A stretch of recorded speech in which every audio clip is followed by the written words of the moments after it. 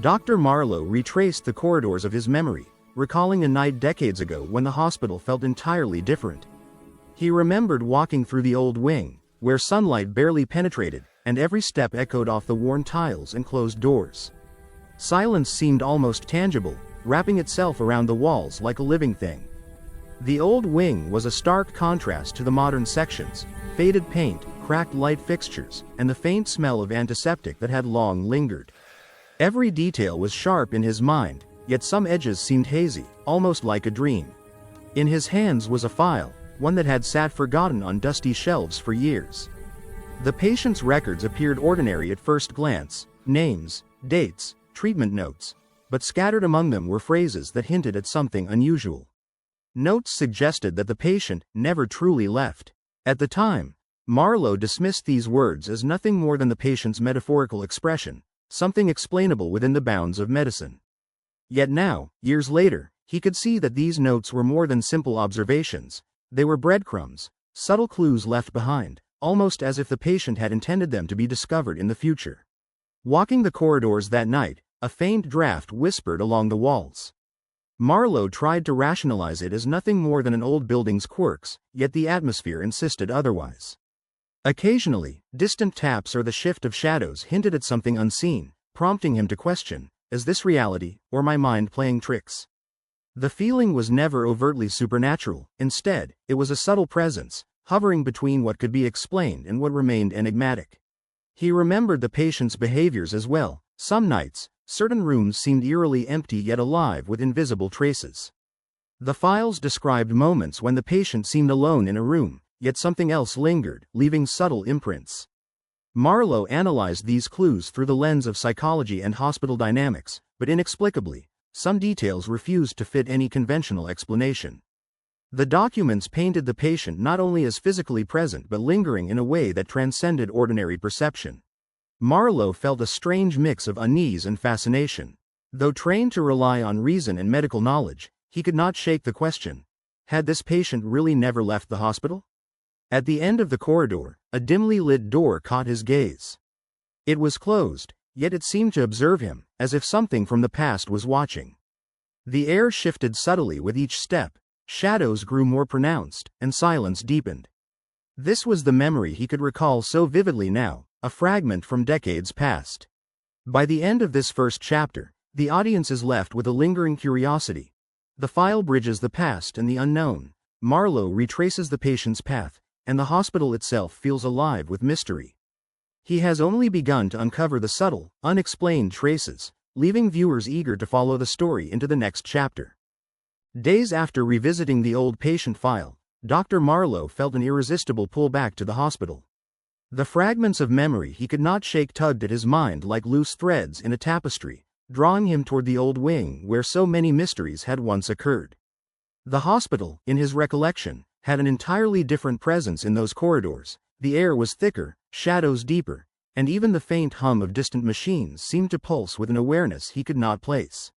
Each step he took echoed against the cracked tiles and peeling paint, a rhythm both comforting in its familiarity and unsettling in its intensity. He paused often, examining details that now appeared more significant than they had decades ago. Faded signs above doors, subtle scratches along the walls, and faint stains on the floor that had once gone unnoticed now seemed deliberate, like markers left by something, or someone, aware of the passage of time. Marlowe's fingers brushed over the edges of doors, tracing the grain of the worn wood as if searching for invisible inscriptions. Every element of the environment whispered fragments of stories long forgotten, and he could almost hear the echoes of patients' hushed conversations weaving into the very fabric of the building. The patient's notes described small anomalies that had seemed insignificant when first read. Objects slightly out of place, chairs facing the wrong direction, doors left ajar, faint scuff marks on the floors, tiny details that might easily be explained by human error, yet they persisted too consistently to be coincidence. And then there were the whispers. At first, Marlowe had attributed them to the wind, the hum of a faraway radiator, or the natural settling of an old building. But as he walked through the hallways, he realized these sounds were more than ambient noise. They carried a rhythm, a cadence that almost felt like a dialogue, fragmented words, syllables that hinted at memory, loss, and something just beyond comprehension. Marlowe's attention was drawn to a particular room near the end of the corridor. The door, old and splintered, seemed almost to vibrate with the energy of years past. He remembered that the patient had spent hours there, sometimes appearing to observe nothing in particular, other times intensely focused on some imperceptible presence. Standing before it now, Marlowe could almost see faint outlines on the dusty floor, traces of footsteps that were not his own. The air was colder here, carrying the faint scent of something long decayed, yet unmistakably familiar. It was the sort of place where one could feel both the weight of the past and the pull of something just beyond reality. As he continued, shadows played tricks on his eyes. At one moment, a dark shape would seem to move along the wall, at the next, it would vanish entirely, leaving only the quiet hum of the fluorescent lights above. Marlowe's mind raced to find rational explanations, light reflection, exhaustion, memory distortion, but he could not dismiss the feeling of being observed. There was a presence here, subtle but persistent, something that left traces in the air and in his perception. And yet, it was never threatening, it simply existed, a remnant of a life that had once been intertwined with these hallways. He found himself lingering by a series of old windows, peering into the darkened exterior courtyard. The moonlight revealed broken tiles, abandoned equipment, and the twisted skeletal remains of once healthy plants. It was a place frozen in time, like the patient himself, present yet absent, remembered yet forgotten. The whispers intensified here, overlapping with the faint creaking of the old building, creating a symphony of memory and mystery. Marlowe felt a shiver that had nothing to do with the chill in the air. It was the awareness of something intangible, something he could not fully define, lingering just out of reach. Hours seemed to pass without movement of the sun. Time in this wing had its own rhythm, one that did not align with the outside world. Marlowe's footsteps echoed endlessly, yet when he paused, the silence was nearly unbearable. He could sense the presence of the patient in ways that defied explanation, subtle shifts in the air, the faintest impressions on the floor, a fleeting silhouette at the corner of his vision. Each clue, each echo, seemed to insist that the patient's story was far from over, that the hospital itself had absorbed and retained fragments of their existence. By the time Marlowe reached the far end of the hallway, he understood that this was not a place of ordinary memory. The old wing held its secrets close, and only someone patient and observant could perceive the nuances left behind. The whispers faded, replaced by a profound silence that carried the weight of decades. Marlowe made meticulous notes, cataloging every anomaly, every impression, every whisper that could be remembered. He knew that the patient's story was just beginning to unfold again, and that the hallways of the hospital, steeped in quiet persistence, would continue to reveal their mysteries only to those who sought them earnestly. Weeks had passed since Dr. Marlowe first returned to the old wing, yet the pull of that mysterious patient remained as strong as ever. Every night, he found himself reviewing the notes, recalling each subtle anomaly, every whisper and shadow he had encountered. The patient's presence was no longer just an abstract memory, it felt tangible, embedded within the hospital itself, as though the very walls had absorbed a fragment of the life that once traversed these corridors. Marlowe's curiosity, once tempered by professional detachment, had grown into a compulsion he could no longer ignore. One evening, as the sun dipped low behind the city skyline, he noticed a door he had never paid attention to before. It was small, partially concealed behind a row of filing cabinets and covered in years of dust. The door seemed ordinary at first, yet there was a subtle energy about it, an almost imperceptible vibration that hinted at something hidden beyond. His hand trembled slightly as he reached for the handle. When he turned it, the hinges creaked in protest, revealing a narrow passageway that led into darkness. The air smelled different here, damp, metallic, and strangely familiar, as if carrying a memory that had waited decades to be remembered. As he stepped inside, the faint glow from the corridor faded, and he was engulfed in a dim space that seemed untouched by time. The walls were lined with shelves holding old medical instruments, faded charts, and jars of preserved specimens, each one coated in a thin layer of dust. Some objects seemed entirely mundane, yet Marlowe could not shake the feeling that every item had a story, a history intertwined with that patient who had never left. The shadows danced along the walls, stretching and contorting, creating illusions of movement that teased his senses.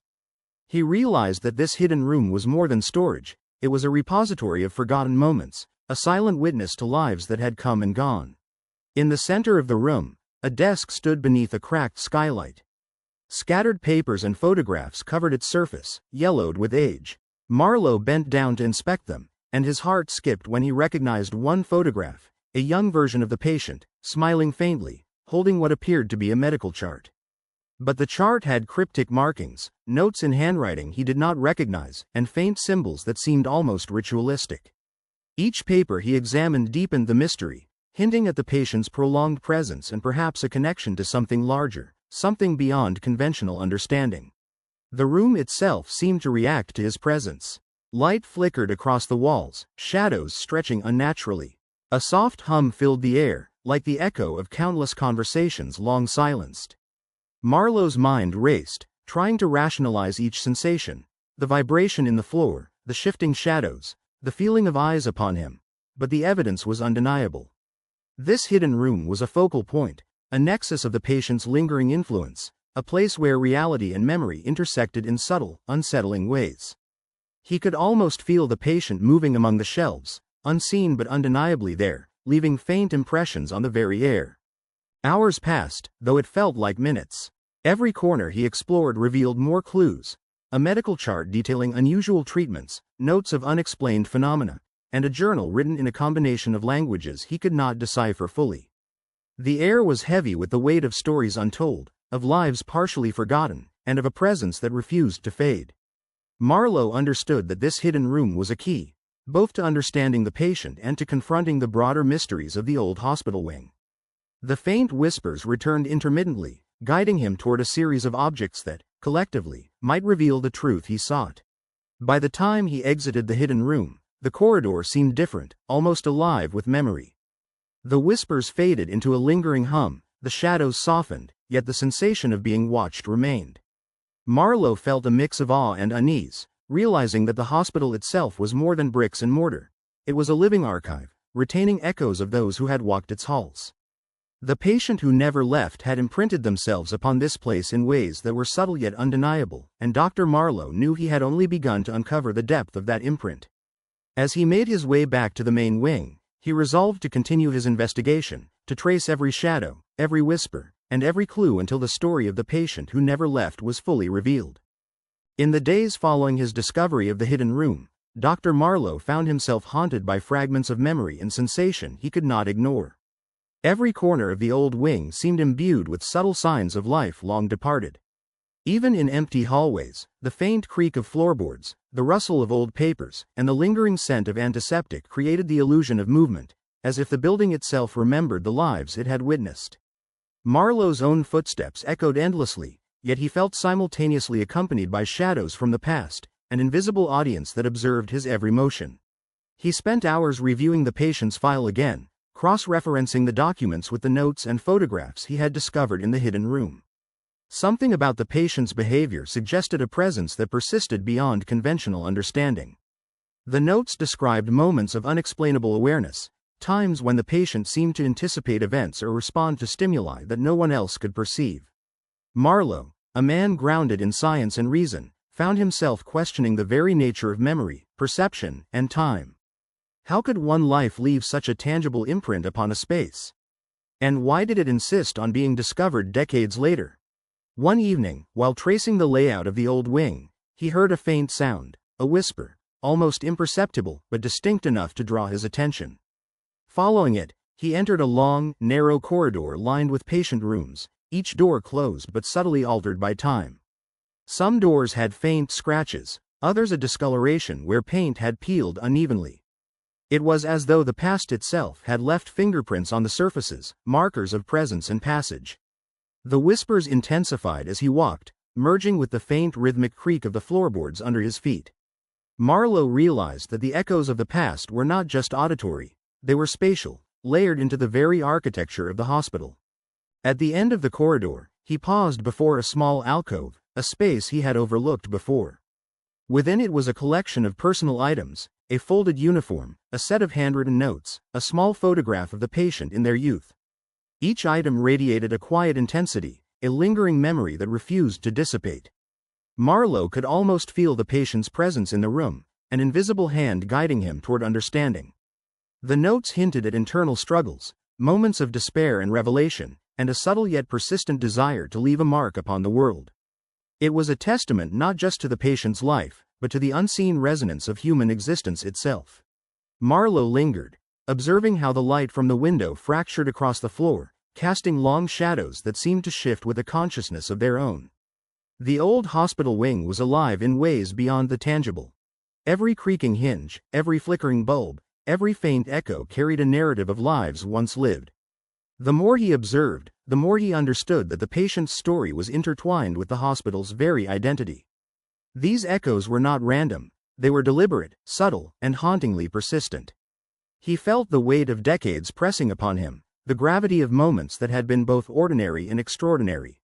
The whispers grew louder at times, almost forming patterns, like fragments of a conversation suspended between the living and the departed.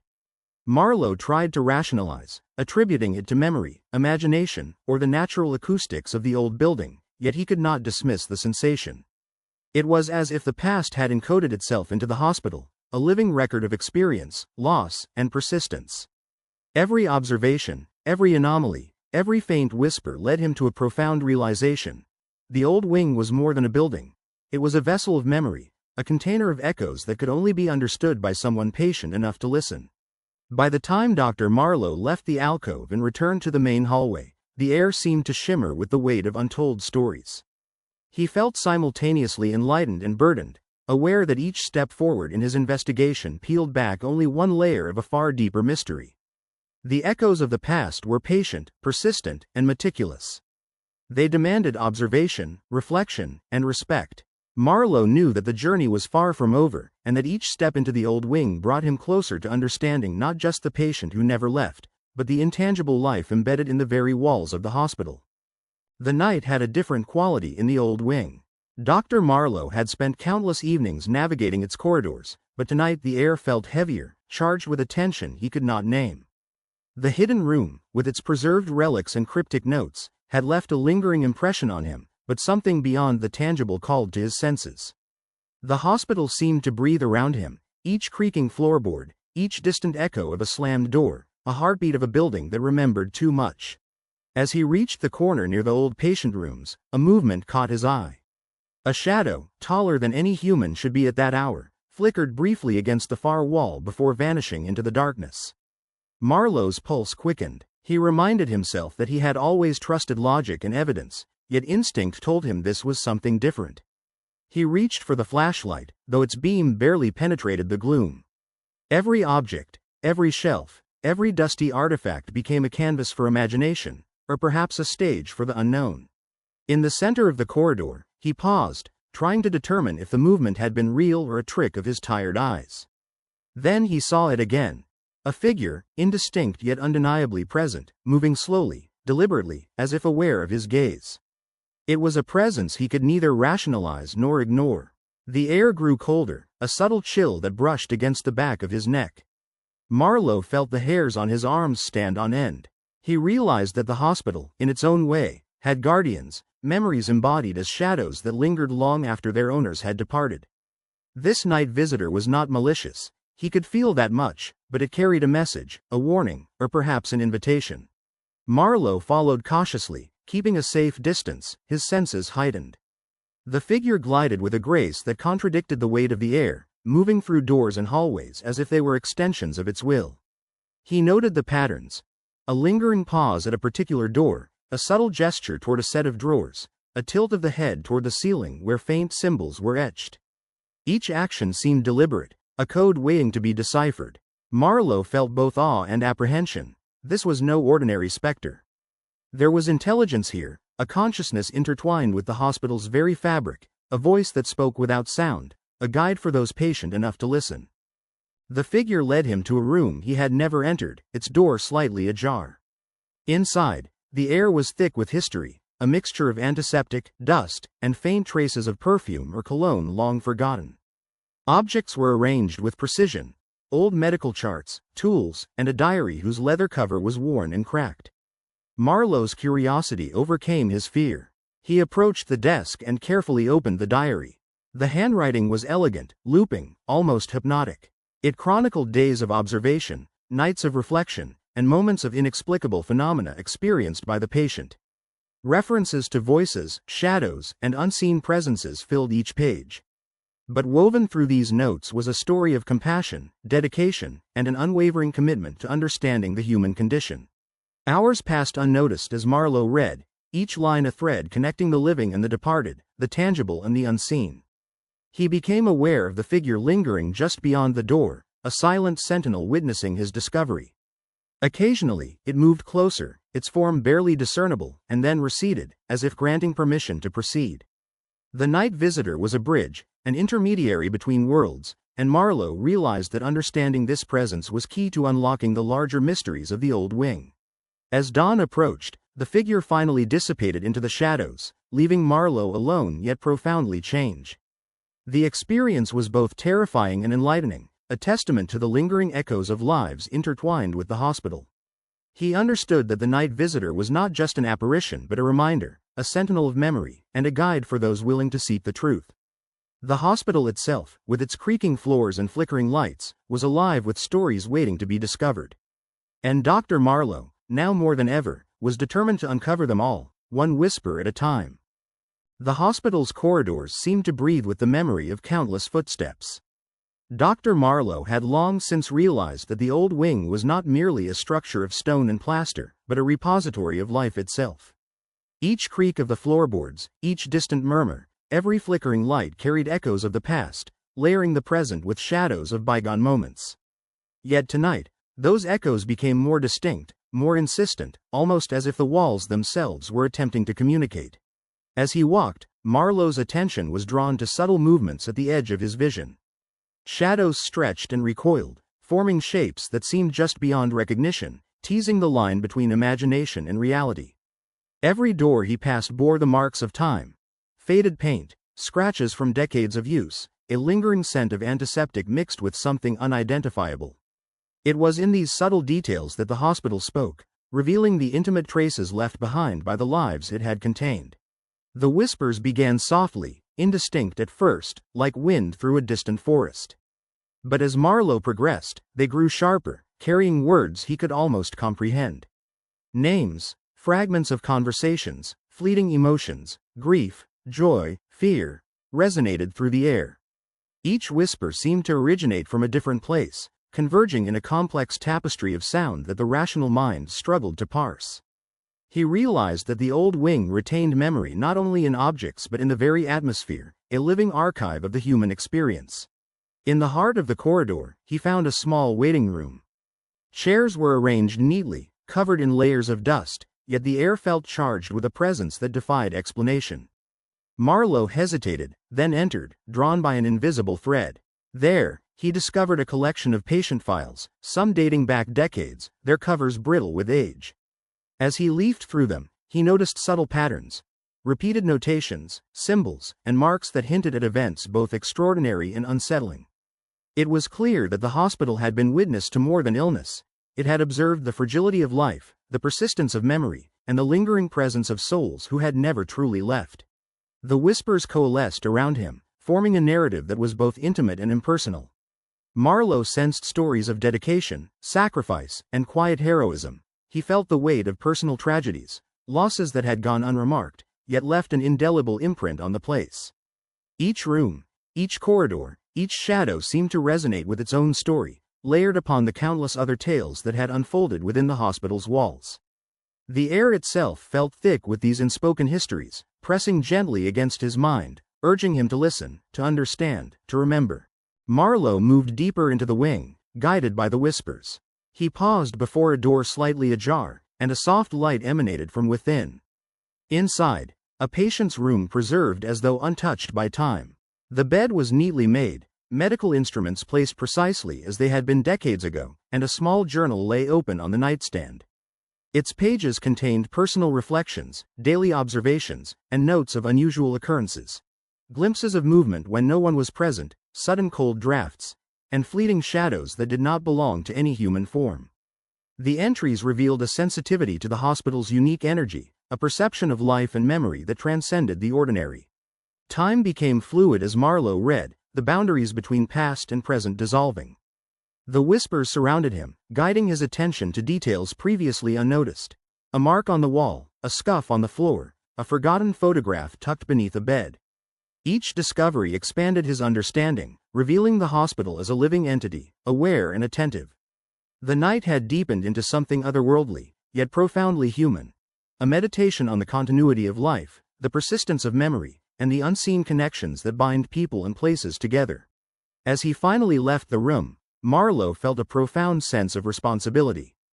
The whispers had shared their secrets, yet they demanded acknowledgement, understanding, and care.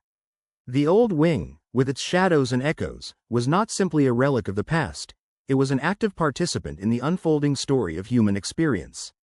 And Dr. Marlowe, witness and chronicler, knew that his journey through the corridors of memory and presence had only begun. Each whisper, each shadow, each creaking floorboard held a lesson, and he was determined to hear them all, one by one, until the hospital's secrets were fully revealed. The forgotten ward was exactly as its name suggested, abandoned, overlooked, and shrouded in a heavy layer of silence. Dr. Marlowe approached with a mixture of apprehension and curiosity, aware that each step into this part of the hospital carried a sense of entering a world suspended in time.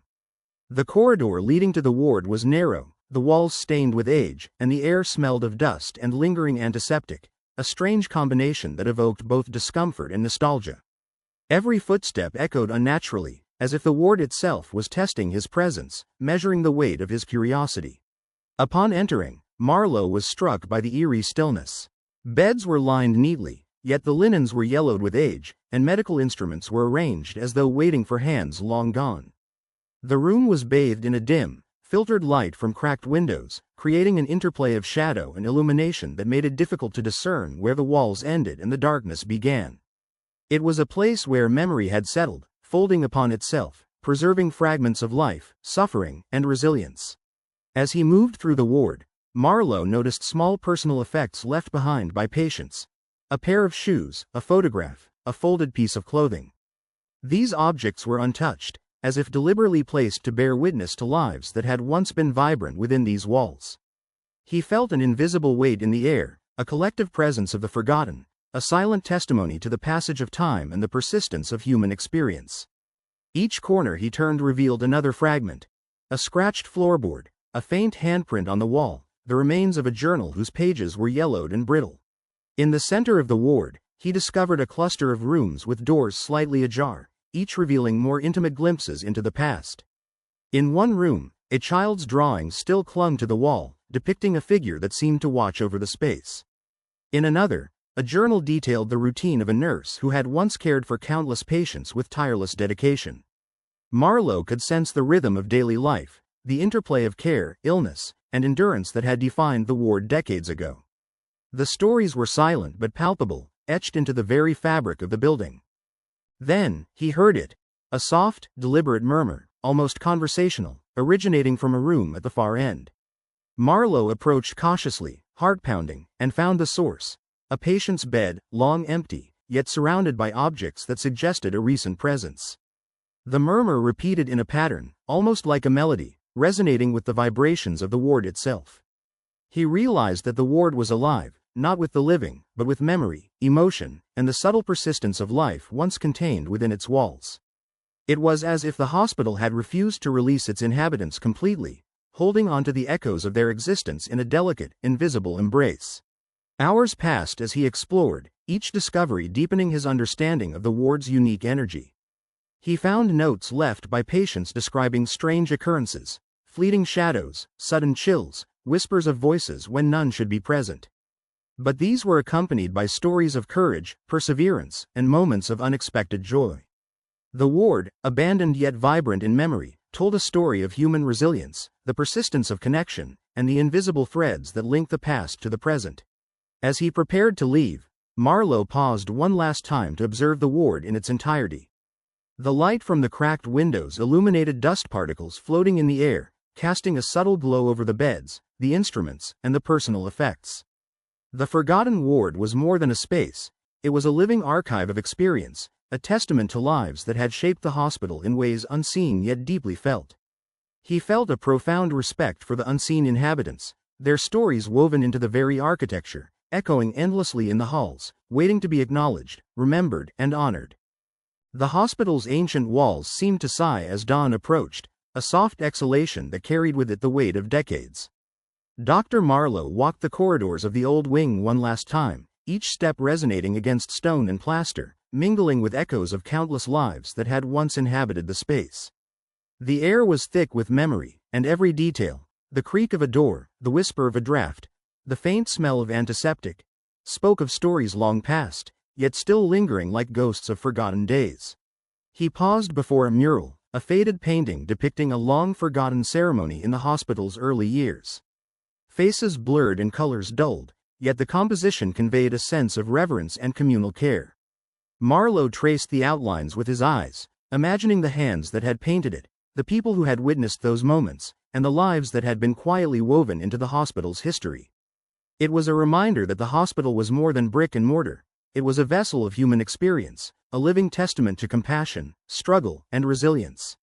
As he moved deeper into the wing, the whispers returned, this time more coherent, forming a chorus of voices that seemed to narrate the hidden life of the hospital. Patients, nurses, and doctors long gone were present in the subtle vibrations of the building, their experiences etched into the very air. Marlowe could feel their joys and fears, their triumphs and failures, and the unspoken bonds that had been forged in moments of pain and healing. The hospital's past was alive, not in the form of specters or apparitions, but as a resonance, a continuous thread connecting the present to the past, guiding those who were willing to listen. In the heart of the old wing, he entered a room that had once served as an intensive care unit, now quiet and still. Beds stood empty, instruments lay dormant, and sunlight filtered through high windows, casting long shadows across the floor. Marlowe approached the center of the room and allowed himself to sit, closing his eyes for a moment. He focused on the sensations around him, the hum of distant equipment, the subtle shift of air, the almost imperceptible heartbeat of the building itself. It was here, in this room of stillness, that he felt the full weight of the hospital's memory, the cumulative effect of lives observed, healed, and sometimes lost. Opening his eyes, Marlowe noticed a collection of personal mementos left behind by patients, letters, photographs, and small keepsakes arranged meticulously on a side table. He picked up a photograph of a young nurse, smiling brightly, her eyes filled with hope and dedication. A folded letter contained words of gratitude from a family who had been comforted in a moment of crisis. These tangible traces of human experience contrasted with the intangible echoes of the ward, yet together they formed a comprehensive tapestry of life, suffering, and compassion. Marlowe understood that the hospital's essence was not merely in the walls or the objects it contained, but in the stories, memories, and emotions that intertwined to give it life. The day wore on, and Marlowe began to walk the corridors once more, retracing his steps, reflecting on the journey he had undertaken through the old wing. He realized that the hospital's past was not something to be fully possessed or understood, but something to be acknowledged, respected, and preserved. Every whisper, every shadow, every artifact was a lesson, a reminder of the human condition and the continuity of care that transcended generations. The hospital was a living chronicle, and he, its humble witness, had been entrusted with its stories. As he reached the main entrance, Marlowe looked back one final time. The old wing stood silent yet brimming with life in a way that could not be seen, only felt. The whispers of the past lingered, a gentle symphony of memory, resilience, and compassion. He knew that his role as a chronicler was far from over. The hospital's stories would continue to unfold, each new day offering insights, mysteries, and moments of quiet revelation. With a deep breath, he stepped outside, carrying with him the echoes of lives lived within the walls, ready to return another night, another hour, to witness, to learn, and to remember.